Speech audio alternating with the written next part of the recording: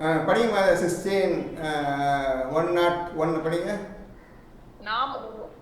நாம் ஒரு வசனத்தை மற்றொரு வசனத்தின் இடத்தில் மாற்றினால் நிச்சயமாக நீர் இட்டுக்கட்டுபவராக இருக்கின்றீர் என்று அவர்கள் கூறுகிறார்கள். எதை இறக்க வேண்டும் என்பதை அல்லாஹ்வே நன்கறிந்தவன்.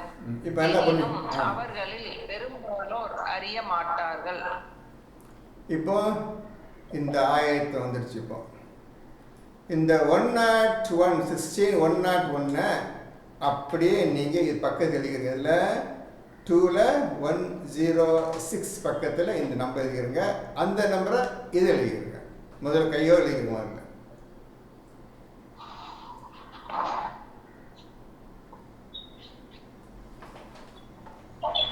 எழுதிட்டீங்களா? இப்போ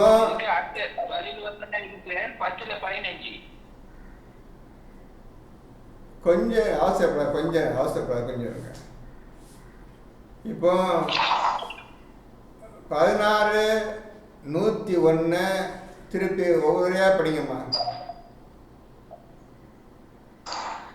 நாம் ஒரு வசனத்தை மற்றொரு வசனத்தின் இடத்தில் மாற்றினால். இப்போ கொஞ்சம் இருக்கு. ஒரு வசனம் வந்துருச்சுப்பா. இப்போ மக்கள்கிட்ட ரசூல் சொல்லிட்டு இருக்கிறாங்க, ஒரு வசனம் வந்து விட்டது. இப்போ மக்கள்கிட்ட அந்த வசனத்தை டெலிவரி பண்ணிட்டாங்க. ரசூல் சொல்லியாச்சு, மக்களும் கேட்டுக்கொண்டார்கள். முதலில் வந்த வசனத்தை ஆயத்தை கேட்டுக்கொண்டார்கள். ரசூலும் கேட்டுக்கொண்டார், மக்களும் கேட்டுக்கொண்டார்கள். இப்பொழுது வருகின்றது வேறொரு வசனம் வருகின்றது. அந்த வசனத்திற்கு பதிலாக புதிய வசனம் ஒன்று இறக்கப்படுகின்றது. அதையும் ரசூல் அல்லாஹ்விடமிருந்து வாங்கி மக்களுக்கு தெளிவுபடுத்தி சொல்லிவிட்டார். இப்பொழுதுதான் இந்த மக்களுக்கு இந்த நபியின் மீது சந்தேகம் வர ஆரம்பித்து விட்டது. என்ன சொல்றாங்க அவங்க? நீ பொய் சொல்லுகின்றீர், நிச்சயமாக நீர் இட்டுக்கட்டுபவராக இருக்கின்றீர் என்று அவர்கள் கூறுகிறார்கள். நீ கதை கட்டி விடுறீர். அல்லாட்ட வந்தது சொல்லிக்கிட்டு ஒன்று சொல்ற, அப்போ அடுத்தது மாற்றிக்கிறீர். நீ கதை விடுகின்றீர், பொய் சொல்லுகின்றீர், கதையை கட்டுகின்றீர் என்று மக்கள் ரசூல் முஹம்மதை பார்த்து இவ்வாறு கூறுகின்றார்கள். எப்படியெல்லாம் அல்லாஹ் இந்த குர்ஆனை உங்களுக்கு காட்டுகின்றான், நடைமுறைப்படுத்துகிறான், எவ்வாறு இந்த குர்ஆன் உருப்பெறுகிறது, எவ்வாறு இந்த குர்ஆன் செயல்படுகிறது, எவ்வாறு இந்த குர்ஆனை உருவாக்கி இருக்கின்றேன் என்ற விஷயம் இதில் இருக்கின்றது.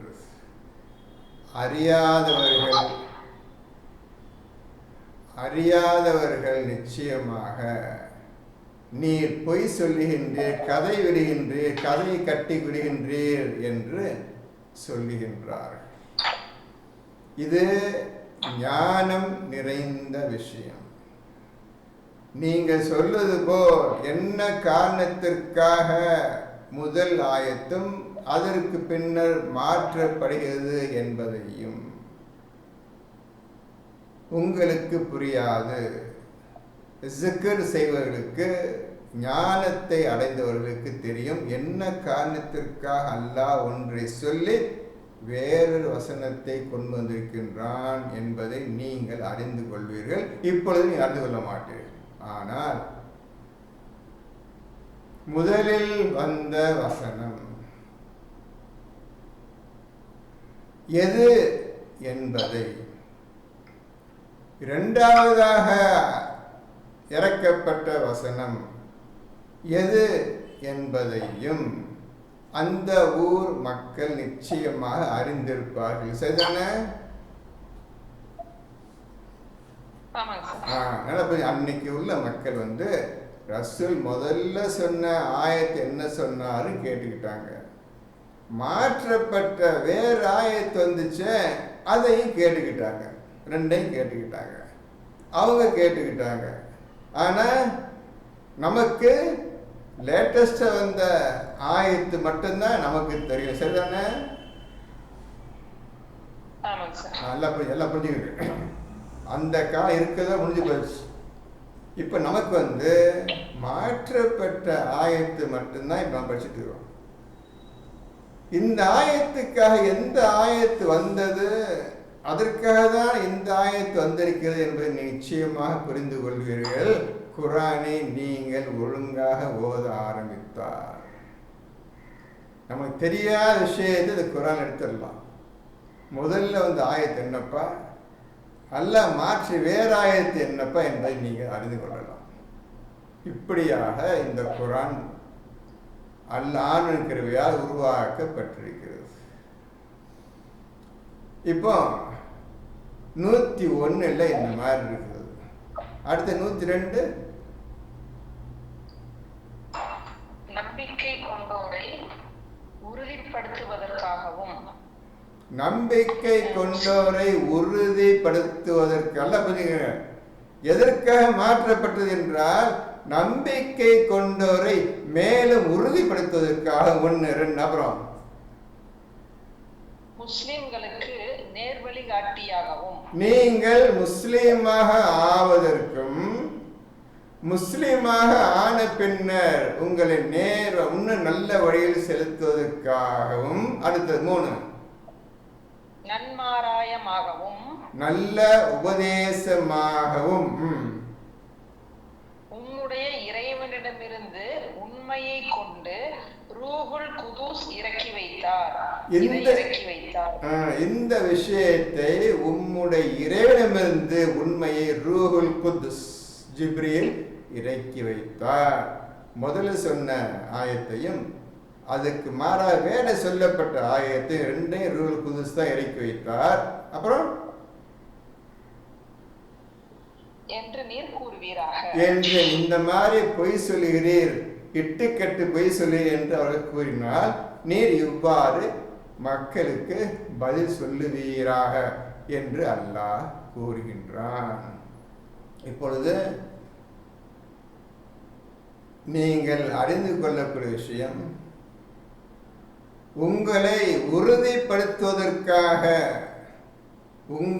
உறுதிப்படுத்துவதற்காகத்தான் யாரெல்லாம் ஒழுங்காக ஈமான் கொண்டு மேலும் மேலும் ரசூல் என்ன சொல்லுகின்றாரோ அதையெல்லாம் செய்ய வேண்டும் என்பதற்காக. அப்படியாக இருக்கும் சமயத்தில் இந்த ஆயத்தை செய்யுங்கப்பா, அவ்வளோ வேற தப்பா போட்டுல, நான் ஒன்றும் தப்பா போட்டுல, நீங்க அப்படி வேகமாக போற மாதிரி இருக்குது. நல்ல விஷயங்களை உறுதியாகவும் மிக்க சந்தோஷமாகவும் எடுத்துக்கொள்கின்றீர்கள். அது சின்ன செஞ்சிடலாம். அதை விட கொஞ்சம் கஷ்டமானதும் மேன்மையான ஆயத்தை இப்பொழுது தருகிறேன், இதை ஓதும், இதை செய்யுங்க என்று ஆண்டவன் இறக்கி வைக்கின்றான். சொல்ல புரிஞ்சுட்டீங்களா? புரியலையா? சார் புரியுதுங்க சார். நீங்க முன்னாடி சொன்ன தர்மத்துக்கு வந்துச்சுங்க சார், அதை வச்சு பார்க்கும்போது இதோட விஷயம் கொஞ்சம் புரியுதுங்க சார். அந்த இது நம்ம மேன்மை அடைய அதனுடைய விஷயங்கள் இன்னும் கொஞ்சம் மேன்மை அடைய சொல்றோம். நீ இன்னும் நல்லா செய்யணும், நல்லா செய், அல்லாஹுக்கா நீ எதையும் அர்ப்பணிக்க தயார் இருக்கிறேன் நபியை சொல்லுங்க, வேற சொல்லுங்க கேட்க அளவுக்கு உங்களுடைய பக்குவம், உங்களுடைய மனோ எண்ணங்களையும் அல்லாஹ் கூர்ந்து கவனித்தவனாக இருக்கின்றான். இப்பொழுது அதற்கு இன்னும் நல்ல விஷயங்களை செய்வதற்குண்டான இந்த ஆயத்தை இருக்கிறேன், இதை படிங்க, இதை செய்யுங்க. முதல்ல சொன்ன ரொம்ப ஈஸியானது செஞ்சிட்டீங்க, இப்போ இதை செய்யுங்க என்று அல்லாஹ் இறக்கிறான் உங்களை உறுதிப்படுத்துறதுக்காக. ஆனால் இவர்கள் என்ன செய்து நினைக்கிறார்கள் என்றால், நீ பொய் சொல்லுகின்றீர், முதல்ல ஒன்று சொன்னீர், இப்பொழுது மாற்றி சொல்லுகின்றீர், நீ கதை விடுகிறீர் என்று அறிவில்லாத மக்கள் இவ்வாறு பேசுகின்றார்கள். முற்றிலும் ஈமான் கொண்டவர்கள் புரிந்து கொள்வார்கள். இன்னும் நம் ஈமானை உறுதிப்படுத்துவதற்காக அல்லாஹ் இந்த கொஞ்சம் கஷ்டமான ஆயத்தை தருகின்றான். இந்த ஒரு உயிரையே பயணம் வைக்கக்கூடிய, எதற்கும் தயாராக இருக்கக்கூடிய மனிதனாக அல்லாஹ்வுக்காக எதையும் தியாகம் செய்யக்கூடிய மனிதனாக நீ ஆவதற்காக இந்த ஆயத்தை தருகிறேன், இதையும் படித்துப்பார், இதையும் செய் என்று தருகிறேன். அவன் வேற ஒன்றும் கிடையாது. அதுக்காக முதல்ல தப்பா போச்சு மாத்திட்டான்லாம் பேச்சு கிடையாது. அல்லது நபி இஷ்டப்படி சொல்லுகிறார், கதை விடுகிறார் என்ற பேச்சுக்கே இடமில்லை. இப்பொழுது புரிந்து கொண்டீர்களா?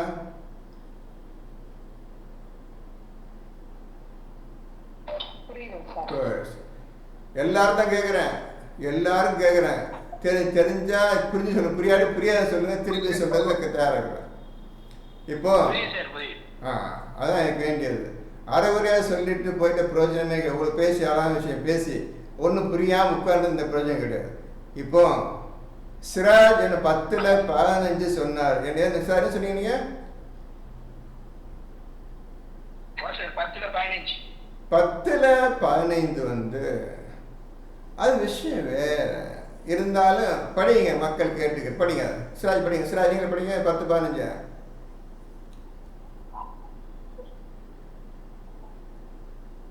அவர்கள் மீது நமது வசனங்கள் தெளிவாக ஓதி காட்டப்பட்டால் இது அல்லாத வேறு குர்ஆனை கொண்டு வாரும் அல்லது இதை மாற்றிவிடும் என நமது சந்திப்பை ஆதரவு வைக்காதோர் கூறுகின்றனர்.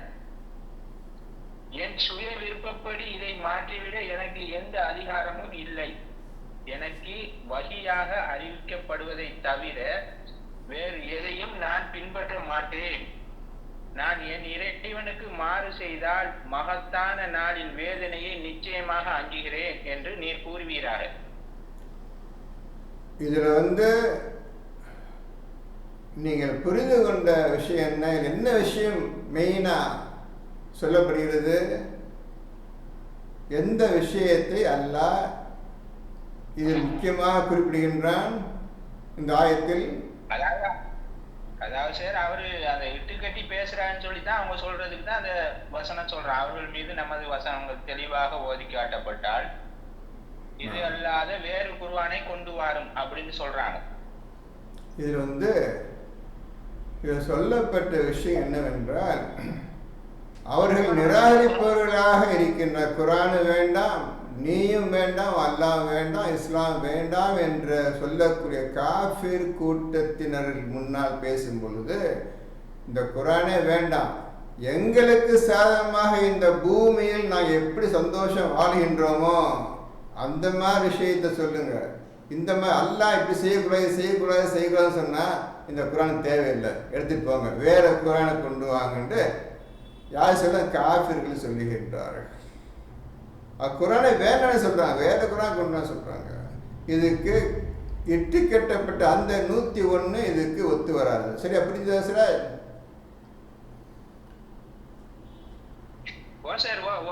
இது டோட்டலா நிராகரிக்கிறாங்க. ரசூலையும் நிராகரிக்கிறாங்க, அல்லாஹ்வையும் நிராகரிக்கின்றார்கள், குர்ஆனையும் நிராகரிக்கின்றார்கள். வேண்டாம் இந்த குர்ஆன், வேறொரு குர்ஆனை கொண்டு வா, அது எங்களுக்கு சாதாரண வட்டி வாங்கலாம், நான் மீதமுள்ளதெல்லாம் எங்க செலவு பண்ண முடியாது, இப்படி இல்லாத ஆயத்துக்களை கொண்டு வா, வேறொரு குர்ஆனை கொண்டு வா என்று அர்த்தம். புரியுதா? அந்த விஷயத்துக்கு குர்ஆனை நிராகரிக்க கூட்டத்தை பார்த்து ரசூல் சொல்லுகின்றாரே தவிர, இப்ப நான் பேசிக்கொண்டிருக்கின்ற விஷயம் ஆயத்தையே மாற்றினால் என்ன காரணத்துக்காக ஆயத்து மாற்றப்படுகிறது, என்ன காரணத்துக்காக அதை விட்டு அதை விட சிறந்த எதுக்காக எல்லாம் கொண்டு வருகிறான், அந்த விஷயத்தை இப்ப நான் பேசிட்டு இருக்கிறோம். அதுக்கு அது சம்பந்தப்பட்ட ஆயத்து இருந்தா சொல்லுங்கன்னு ஆரம்ப சொல்லிட்டேன். இப்போ நீங்க தேடி கண்டுபிடிச்சு இப்போ 392க்கும் 2219க்கும் விஷயத்தை சொல்லிவிட்டால் இன்னொரு விஷயத்தை சொல்லுகின்றேன். அது எப்படி அதனை சிறந்தது என்பதை நீங்கள் அறிந்து புரிந்து கொள்ள வேண்டும். இப்படிதான் குர்ஆனை நீங்கள் அறிய வேண்டும். இது ரொம்ப கஷ்டமான காரியம்.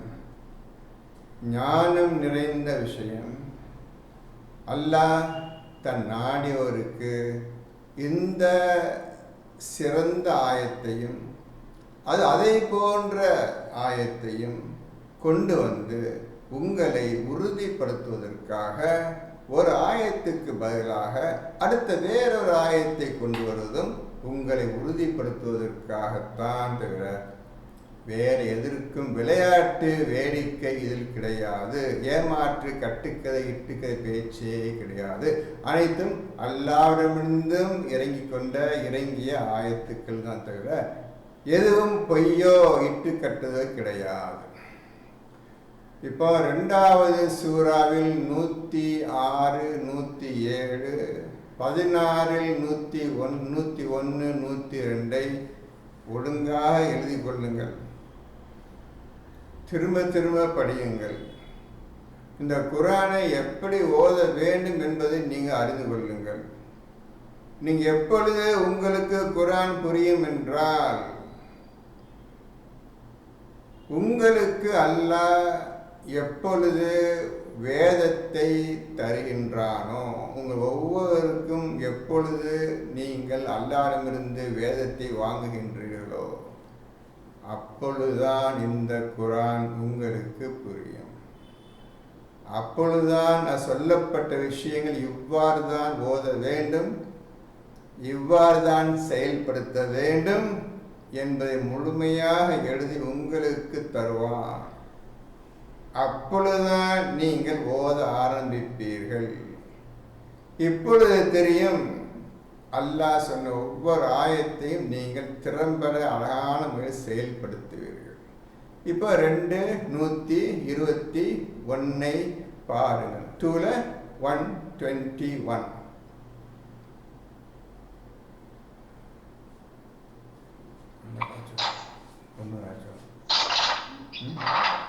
யாருக்கு நாம் வேதத்தை கொடுத்தோமோ அவர்கள் அதை எவ்வாறு ஓத வேண்டுமோ அவ்வாறு ஓதுகிறார்கள். அவர்கள்தான் அதன் மேல் நம்பிக்கை கொள்வார்கள். யார் அதை நிராகரிக்கின்றார்களோ அவர்களே நஷ்டவாளிகள். இப்போ நம்ம உட்கார்ந்துக்க 10-15 பேர் உட்கார்ந்துக்கிறோம். யாருக்கு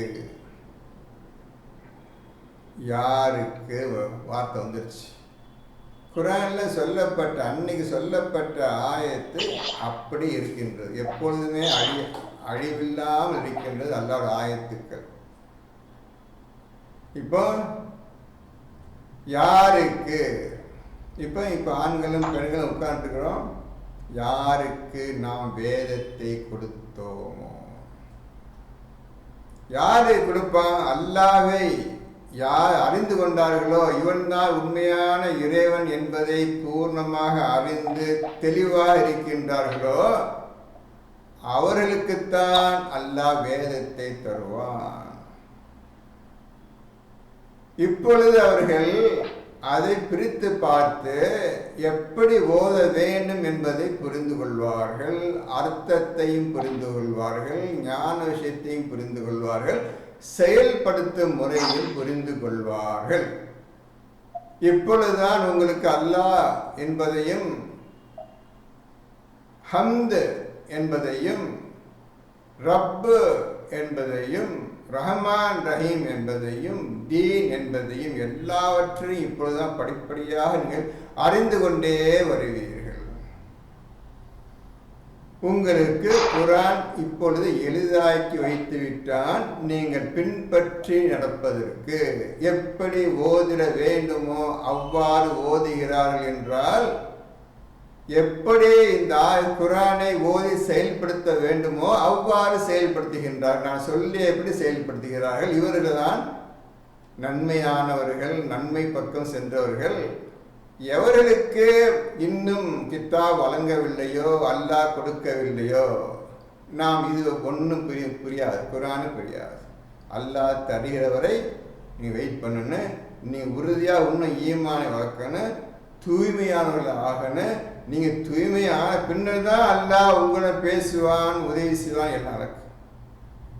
ஆக சீக்கிரம் தூய்மையாகி அல்லாஹ்விடமிருந்து வேதத்தை வாங்கி இது எப்படி ஓத வேண்டும் விஷயத்தை அடைந்து நீங்கள் ஓத வேண்டும்.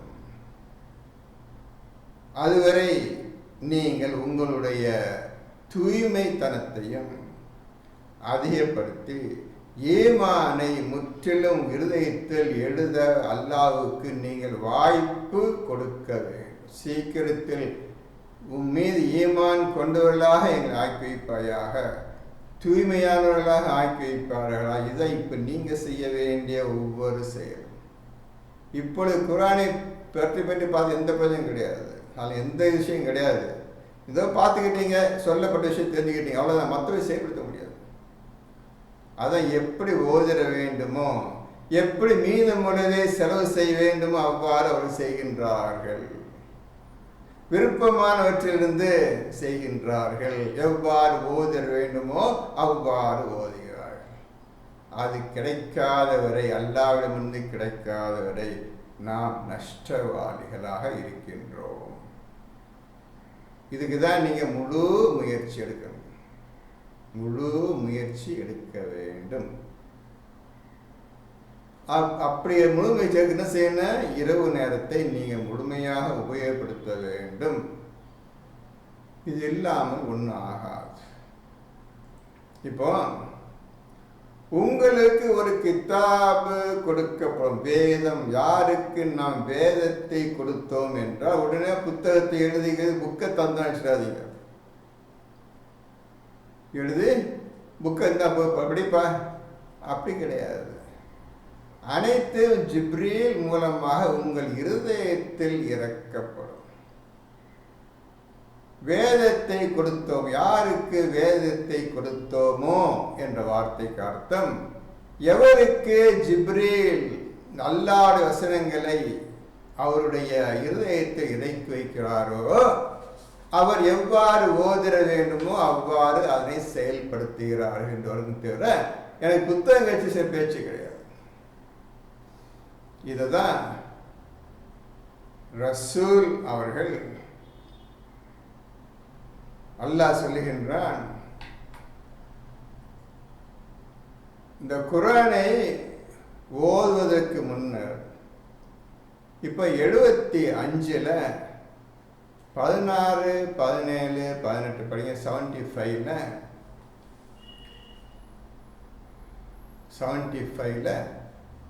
15, 16, 17, 18 படிங்க. அவசரப்பட்டு அதற்காக நாவை அசைக்காதீர். நிறுத்துங்கம்மா. அவசரப்பட்டு உங்களுடைய வாயை அசைக்க. ஓத போறேன், கிளம்புறாத நபியே, இப்பதான் இறக்கி இருக்கிறேன் வசனத்தை, இப்பதான் வசனம் இறங்கி இருக்குது, உடனே ஓத போறேன், நான் செயல்படுத்த போறேன், மக்கள் சொல்லி அவசரப்படாது. அவசரப்படாது. புரிஞ்சுக்க, அல்லாஹ் என்றால் யாரும் புரிஞ்சுக்க. அவனுக்கு தான் எல்லா புகழும். அவன் புரிஞ்சுக்கிறங்க, இவன் தான் உங்களுக்கு ரப்பா ஆகிறான் புரிஞ்சுக்கிறங்க. அந்த ரப்பு தான் அகிலங்களுக்கெல்லாம் ரப்பாக இருக்க, அதை புரிஞ்சுக்கிறங்க. அவசரப்பட்டு சொல்றாதீங்க. அவர் சொல்றதுக்காக நான் புக்கை தரல. என்னை பற்றி ஒரு விஷயத்தை சொல்லி நான் உங்களுக்கு தந்திருக்கின்றேன். அது முழுமையாக உண்மைதானா சரிதானா என்பதை பூர்ணமாக அறிந்து கொண்டு அதுக்கப்புறம் செயல்படுத்துங்கள். அடுத்த ஆயத்து. நிச்சயமாக அதனை ஒன்று சேர்ப்பதும் அதை ஓதும்படி செய்வதும் நம்மீதே உள்ளன. நிச்சயமாக அதனை ஒன்று சேர்ப்பதும். அதனை ஒன்று சேர்ப்பதும் என்றால் என்ன தம்பிமார்களே? சொல்லுங்க பாப்போம். பெண்களே நீங்களும் சொல்லுங்க பாப்போம். நிச்சயமாக அதனை ஒன்று சேர்ப்பதும். எதனை ஒன்று சேர்ப்பாங்களா சார்? நீங்க சொன்னதுல இருந்தே சொல்றேங்க சார். நீங்க லாஸ்ட் 2 வாரத்துக்கு முன்னாடி சொன்னீங்க, இரவு நேரத்துல ஒன்று சேர்க்கணும்னு சொன்னீங்க. அந்த இறைவனும் நாமளும் ஒன்று சேர்றதா? நிச்சயம் நீங்க அல்லாவும் நீங்களும் ஒன்று சேர்ந்தாதான் உங்களுக்கு எல்லா விஷயமும் சொல்லி தரப்படும். சரியாமா? சந்தேகம் இல்லை சார், நீங்க சொன்னது சரிதான். இப்போ நிச்சயமாக அதனை உன்னை நபியை உன்னை ஒன்று சேர்ப்பதுன்னு சொல்லல. நபியை அதனை இப்போ வார்த்தை தான் ஒழுங்க கவனிக்கணும். நிச்சயமாக உண்மை என்னுடன் ஒன்று சேர்ப்பதும் அர்த்தம் வருதா, அல்லது நிச்சயமாக அதனை ஒன்று சேர்ப்பதும்? இப்போ அன்னைக்கு சொன்ன சரிமா தப்பு கிடையாது. நான் இப்போ சொல்கிறேன் அதனை, அதான் சொல்கிறேன். அர்த்தம் வந்து கொண்டே இருக்கும், அர்த்தம் வந்து கொண்டே, ஒரு அர்த்தம் முடிஞ்சோன்னே அடுத்த அர்த்தம் ஐடியா வந்துடும். இப்படி எடுத்துக்கொண்டே வாழ்க்கையை முன்னேற்றி அல்லாஹ்க்கு நெருங்க வழி போயிடணும், கடைசியில் போயிடணும். இப்போ எல்லாரும் கேட்டுக்கிறங்கம்மா, கேட்டுக்க தன்மார்களே கேட்டுக்கிறங்க. நிச்சயமாக அதனை ஒன்று சேர்ப்பதும், அதனை ஒன்று சேர்ப்பதும். சரி, இந்த கொஸ்டின் மட்டும் எழுதிக்கிறேன். இந்த ஆயத் நம்பரை போட்டு அதனை ஒன்று சேர்ப்பது எழுதிக்கிறங்க. இந்த அதனை என்றால் எதனை அப்படின்னு கேள்வி கேட்டுக்கிறங்க, கண்டுபிடிங்க. சரியாமா? இப்படிதான் ஓதுதானே மனுஷன் கேட்க ஒரு காலம் கேட்க மாட்டேன். மனுஷனுக்கு எல்லாம் மட்டும் கேட்பேன். நீ தான் இந்த இறக்கினாய் ஏதோ சரியா இதை என்ன விஷயம் புரிஞ்சுக்கதான் நான் கேட்டுருக்கிறேன் தவிர அவர்கிட்ட போய் அர்த்தம் எதுவும் கேட்கலனாங்க. இப்போ ஒழுங்கு படிக்க வேண்டிய முறை உனக்கு படிச்சுக்கிட்டு இப்போ சொல்லித்தாயா இல்லை சரியா புரியல எங்களுக்கு, அவ்வளோதான். அதுக்காக அவர் சொல்லி கொடுத்துட்டு இருக்கிறார். மற்றபடி அவர்கிட்ட போய் நான் அர்த்தமாக எதுவும் கேட்கல. நீ சொல்லித்தாயா அல்லா, நீ அல்லாட்டையே முறையிடணும். இப்போ இந்த கொஸ்டின் எழுதிடுங்க. இப்போ அடுத்த ஆயத்து படிங்க. அதனை ஒன்று சேர்ப்பதற்கு இன்ஷா அல்லாஹ் நீங்கள் வேகமாக பதில் போடணும். அடுத்த ஆயத்து. எனவே அதனை நாம் ஓதிவிட்டோமாயின் அப்பால் அதன் ஓதுதலை பின்தொடர்ந்து கொள்ளும். இப்பொழுது நாம் அதனை ஓதி விடுவோமாயின், இந்த ஓதி விடுவோமாயின் அந்த ஒரு வார்த்தைக்கு தான் யாருக்கு நாம் வேதத்தை கொடுத்தோமோ அந்த வார்த்தைக்கு இந்த வார்த்தை ஈக்குவல் பண்ணணும். எழுதிருங்க. நாம் ஓதி விடுவோமாயின், அதான் வேற எல்லாம் எழுதிடாதீங்க.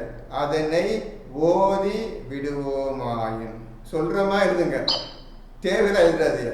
இப்ப இந்த வார்த்தைக்கு ஈக்குவல் வார்த்தைன்னு கேட்டா யாருக்கு நாம் வேதத்தை கொடுத்தோமோ எழுதிக்கணும்.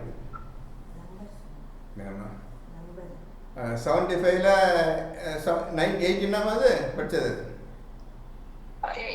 75 18 is equal to 2ல 121ல இந்த வார்த்தை மட்டும் யாருக்கு நாம் வேதத்தை கொடுத்தோம், அந்த ஒரு 3 வார்த்தை மட்டும் தான். யாருக்கு நாம் வேதத்தை கொடுத்தோம், இந்த 4 வார்த்தை மட்டும்தான்.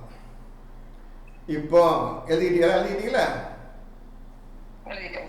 இப்போ நான் சொன்னது சரியா ஒத்துவதா புரியலையா? இந்த வார்த்தைக்கு இந்த வார்த்தை இருக்குன்னு சொன்னேன், சரியா தவறா? சரியா வருதா? நசீர் சரியா வருதா? சிராய் சரியா வருதா? மற்றவங்க எல்லாம் சரியா வருதா? அப்துல் கரீம் சரியா வருதா?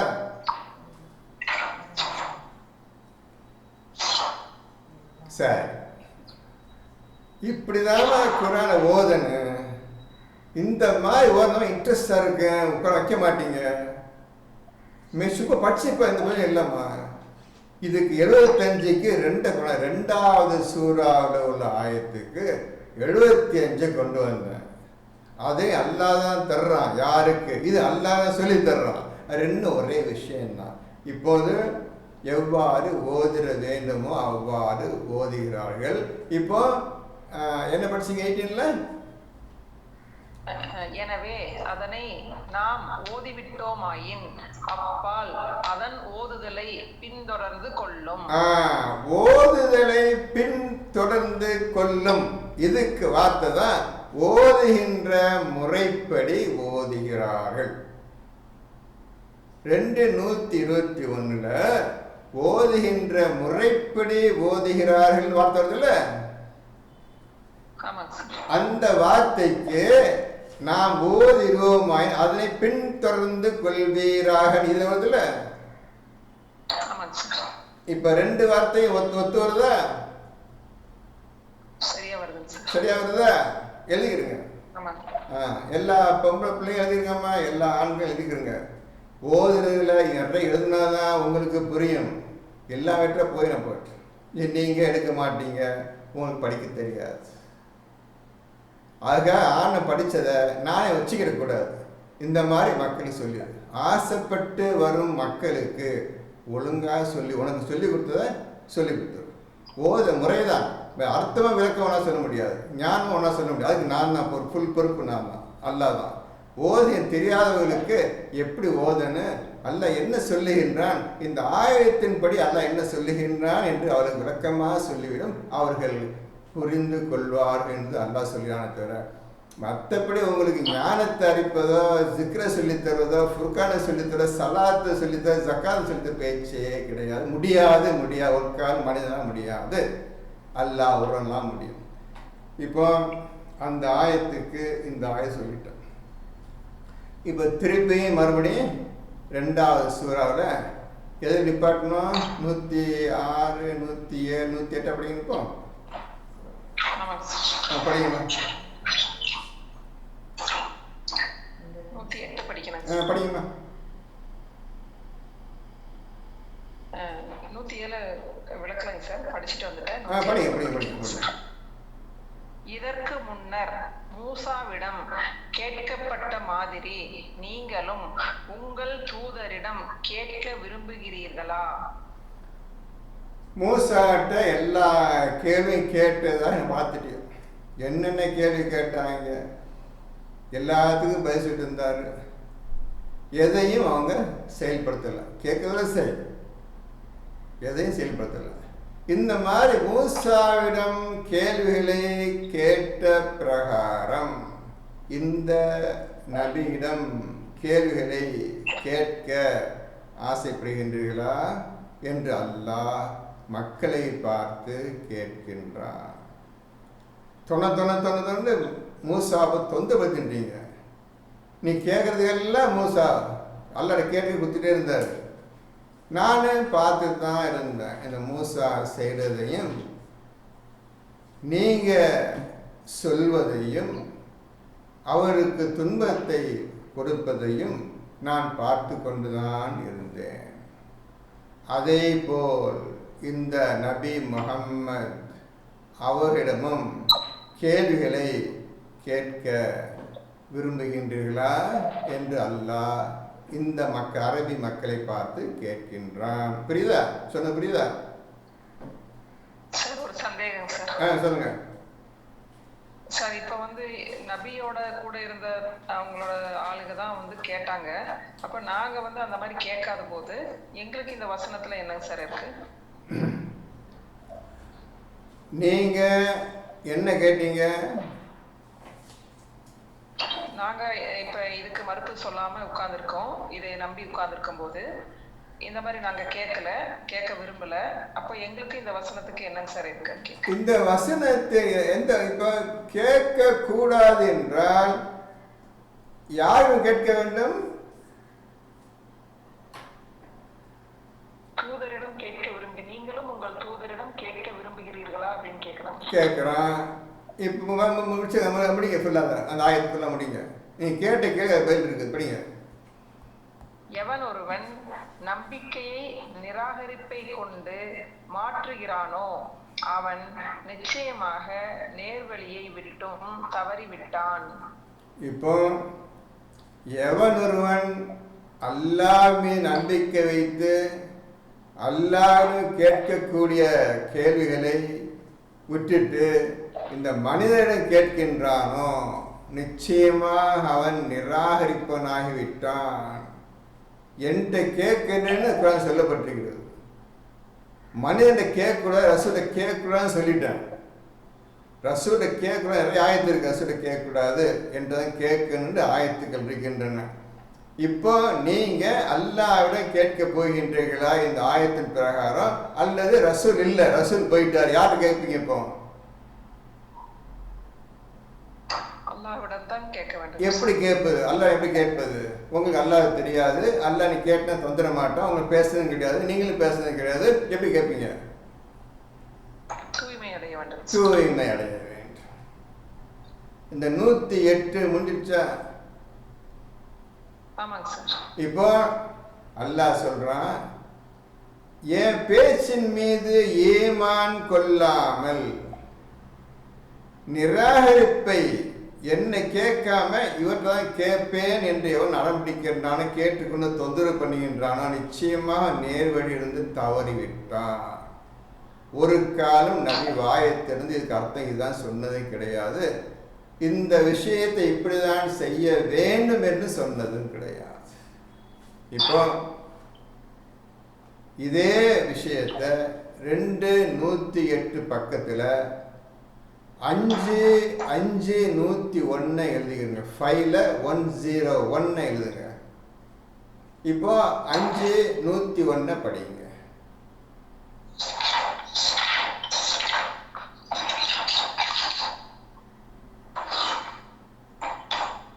நம்பிக்கை கொண்டவர்களே, சில விஷயங்களை பற்றி கேட்டுக்கொண்டிராதீர்கள். கொஞ்சம் இருங்கம்மா. இப்போ மறுபடியும் வருது. நம்பிக்கை ஈமான் கொண்டவர்களே, அல்லாஹ் பேச்சை கேட்டு ரசூல் பேச்சை கேட்டு வந்துட்டீங்க. தேவையில்லாமல் கேள்வி கேட்டுக்கொண்டே இருக்காது, அவர்கிட்ட கேட்காதீங்க. இந்த குர்ஆன்ல இருக்க சொல்லிவிட்டு அல்லாஹ் கேட்கன்னு அல்லாஹ் உங்களுக்கு அறிவிப்பா என்ன சொல்லிட்டு வர்றாரு. தேவையில்லாமல் கேட்டுக்கொண்டே இருக்காதீர்கள். நம்பிக்கை கொண்டவர்களே, ரசூலிடம் கேள்வி கேட்டுக்கொண்டே இருக்காதீர்கள். அடுத்த லைன். உங்களுக்கு வெளிப்படுத்தப்படுமானால் உங்களுக்கு வருத்தம் தரக்கூடும். அவர் நீங்கள் கேட்ட கேள்விக்கு பதில் சொல்லிவிட்டார். அது உங்களுக்கு துன்பத்தையும் வருத்தத்தையும் கஷ்டத்தையும் உண்டு பண்ணிவிடும். கேட்ட கேள்விக்கு அவர் பதில் கூறிவிட்டால், ஒழுங்கான உண்மையான பதிலை கூறிவிட்டால் நிச்சயமாக உங்களுக்கு துன்பத்தையும் வருத்தத்தையும் கவலையும் கொடுத்து விடும்.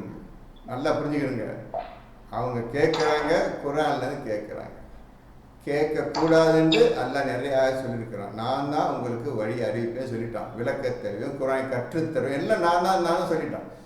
அப்படி இருந்து கேட்டு அவர் பதில் சொல்லிட்டார்டா, அத்தோட உன் கதை முடிஞ்சது.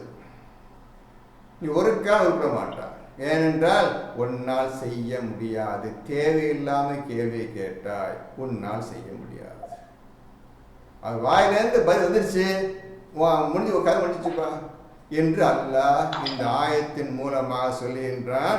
இப்போ உங்களுக்கு பதில். அடுத்த லைன் அப்படிங்க. மேலும் குர்ஆன் இறக்கப்படும் சமயத்தில் அவை பற்றி நீங்கள் கேட்பீர்களானால் அவை உங்களுக்கு வெளிப்படுத்தப்பட்டுவிடும். மேலும் உங்களுக்கு குர்ஆன் இறக்கப்படும் சமயத்தில் அப்படின்னு என்ன அர்த்தம்? அத விளக்கம் நமக்கு வரதாங்க சார். உங்களுக்கு குர்ஆன் இறக்கப்படும் சமயத்தில் அப்படின்னு அர்த்தம். அல்லாஹ் வந்து எங்களுக்கு கற்றுக் கொடுக்கிறதாங்க சார். ஆமாம்மா, கற்றுக் கொடுக்கிறவரை நீங்கள் பொறுமையா இருக்க வேண்டும். இப்பதான் 2:121 கொண்டு வரணும். யாருக்கு நாம் வேதத்தை கொடுத்தோமோ உங்களுக்கு குர்ஆன் இறக்கப்படும் சமயத்தில். புரியுதா புரியலையா?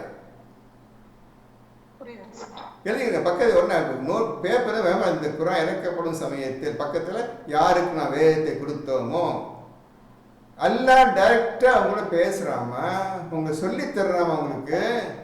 இப்போ அல்ல கேளுங்க, யாருன்னா இதுக்கு என்ன அர்த்தம், இதுக்கு என்ன கேளுங்க, எல்லாம் சொல்லித்தர கற்றுத்தரப்படும். அல்லாஹ் கொடுத்த ஆயத்துக்களை படித்து அல்லாஹ் இது எப்படி செய்ய சொல்லித்தான்னு கேட்கும்பொழுது நீங்கள் அல்லாஹ் புரிந்து கொண்ட நிலையில், அல்லாஹ் உங்களுக்கு தூய்மைப்படுத்திய நிலையில், உங்கள் இருதயத்தில் ஈமானை எழுதிவிட்ட நிலையில் இப்போ தாராளம் பேசுங்க, எல்லாம் சொல்லித்தர்றான் உங்களுக்கு. திருப்படிங்க. குர்ஆன் இறக்கப்படும் சமயத்தில் அவை பற்றி நீங்கள் கேட்பீர்களானால், அதை பற்றி என்ன கேள்வி தெரியலையோ அது சம்பந்தம் அனைத்து கேள்வி கேட்பீர்களே, ஆனால் அவை உங்களுக்கு வெளிப்படுத்தப்பட்டுவிடும். அவை உங்களுக்கு நானே சொல்லி கொடுத்தேன். ஏன் ரசூல் கேறீங்க? அனைத்து வெளிப்படுத்த 6235 ஆயத்தை நான் சொல்லித்தரேன். அனைத்து வெளிப்படுத்தப்பட்டு அப்புறம் முடிஞ்சு அப்படி இல்லையா?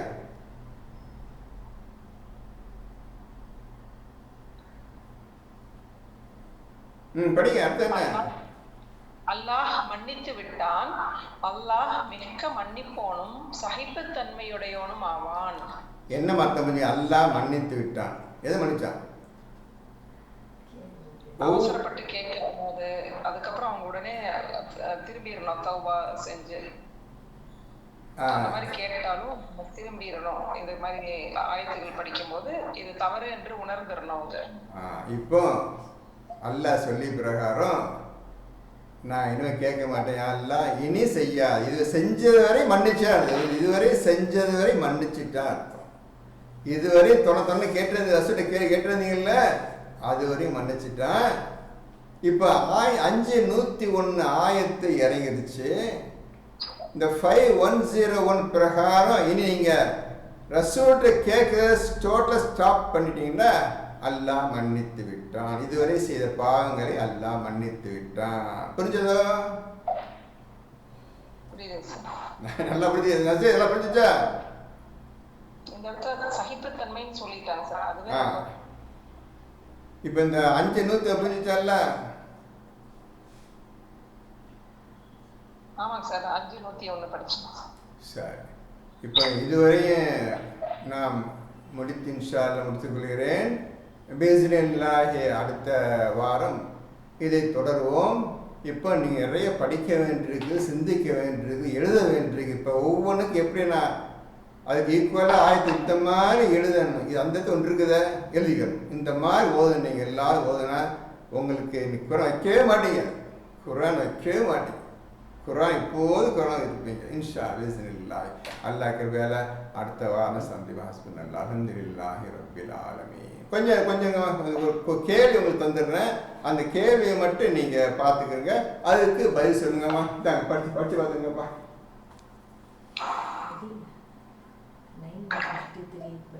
9:53 பிரகாரம் நீங்கள் செய்யும் எந்த தர்மத்தையும் சதக்கா.